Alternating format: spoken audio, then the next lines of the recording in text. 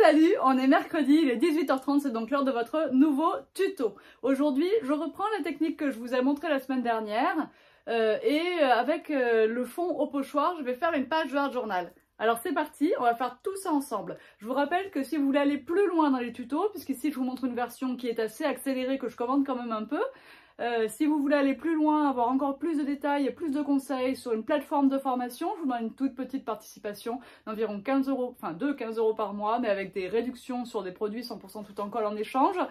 Donc je vous mets aussi toutes ces infos-là dans l'article du blog qui correspond à ce tuto, avec les liens vers les produits et tout et tout. N'hésitez pas à me poser toutes les questions que vous voulez, et je vous dis bon tuto.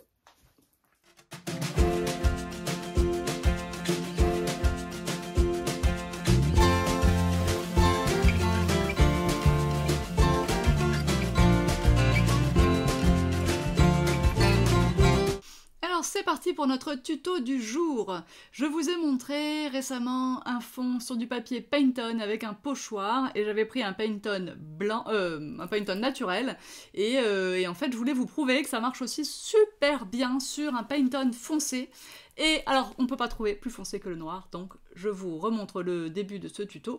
Bien sûr, je vous rappelle que si vous voulez aller plus loin dans les tutos, j'ai maintenant une formule d'abonnement à mes tutos hebdo, avec des versions plus longues, plus détaillées, plus techniques et encore plus commentées, avec la mise à disposition d'un PDF interactif, qui vous permet de retrouver facilement vos tutoriels et le tout hébergé sur une plateforme de formation vraiment conviviale où vous pouvez vous poser vos questions sous les cours, enfin voilà, un truc pro quoi.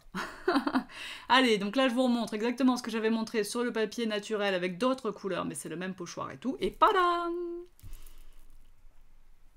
Maintenant, on travaille un peu le fond, alors ça c'est réservé, les petits détails de travail avancé sur le fond au pochoir, c'est réservé à la version longue. Ici, je vous montre quand même la suite. Donc je commence par découper une forme ronde et festonnée, c'est un die polka doodle, un ensemble de die polka doodle. Je ne sais pas s'il en reste beaucoup dans la boutique et je ne sais pas s'il existe, si je peux me réapprovisionner, mais vous pourrez toujours aller voir et bien sûr je vous mets le lien dans l'article du blog.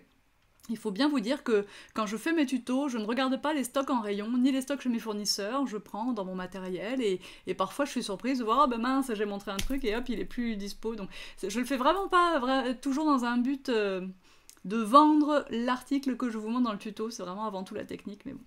Il n'empêche que si je peux en racheter quelques-uns, je le ferai évidemment avec plaisir.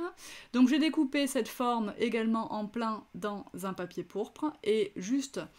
le cercle avec un rond évidé, donc juste pour avoir la dentelle dans un papier, enfin dans le même papier pourpre, mais voilà, pour avoir différentes formes avec le même motif.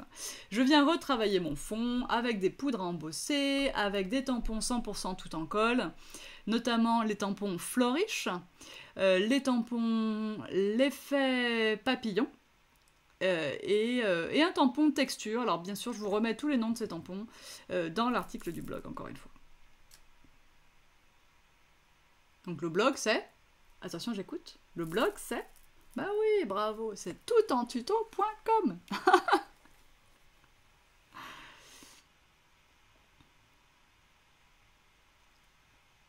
Qu'est-ce qu'elles sont belles ces poudres à embosser, wow hein. Là j'utilise 3 poudres différentes, hein, toutes avec des composantes noires, certaines plus pailletées que d'autres. Là, c'est Steel Blaze, par exemple, dessiné par cet Apter. Et voilà, le tampon texture, hein, que vous me voyez un peu moins souvent utilisé en vidéo, mais qu'en vrai, moi, j'utilise très très souvent parce qu'il passe vraiment partout. Il enrichit les fonds de façon discrète, c'est vraiment super chouette.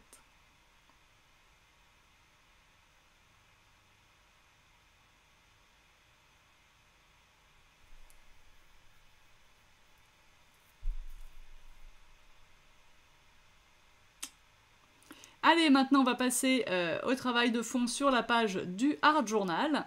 Et pour ça, on va utiliser des sprays. J'utilise des sprays Distress Oxide, des sprays Lindy's Stamp Gang. Et c'est parti.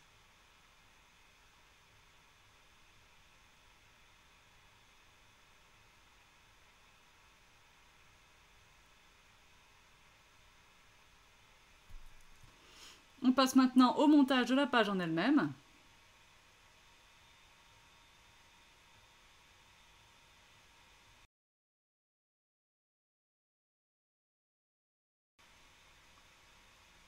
le petit tampon texture, celui-là c'est le petit manuscrit rond avec l'encre Versafine claire. Toujours je prends dans mes découpes faites d'avance. C'est toujours beaucoup plus simple que de découper au dernier moment. Là, ils sont découpés dans un papier Tim Holtz, ça doit être le lot de papier neutre. Des papiers au format A5, craft à cœur et colorés en surface. Et le petit tampon de Jofi, bien sûr, embossé en blanc, avec le petit travail d'ombrage que je vais faire au feutre pite. Voilà, et pour finir, pas mal de petites touches blanches pour apporter de la lumière. J'espère que ce tuto vous a plu. Et moi, je vous dis à mercredi prochain pour un nouveau tuto. D'ici là, rendez-vous sur le blog toutuntuto.com pour les détails.